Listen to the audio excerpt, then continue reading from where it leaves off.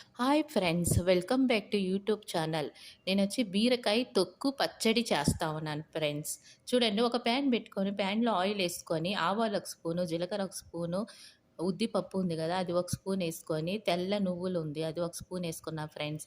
పచ్చిమిరపకాయలు, ఎండుమిరపకాయలు అది ఏసుకున్నాను. ఇటా కొత్తిమీర ఉంది గదా! కొత్తిమీరి, మళ్ళా వచ్చేసి కరివేపాకు అది ఏసుకున్నాను. దగ్గర పడతాను చింతపండు ఉంది గదా! చింతపండేసుకొని బాగా ఫ్రై చేసుకొని, ఈ బీరకాయ తొక్కు అదేసుకున్నాను. నూనెలోని కొంచెం బాగా ఫ్రై అవ్వాలి. ఒక 10 నిమిషాలు.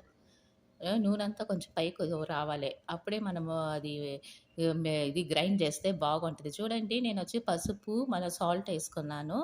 తగినంతగా ఏసుకోవాలి సాల్ట్. ఆనక కావాలంటే సప్పగుంటే ఆనక మనం ఏసుకోవచ్చు. ఏం పర్వాలేదు. ఇట్లా బాగా ఫ్రై చేసినాను.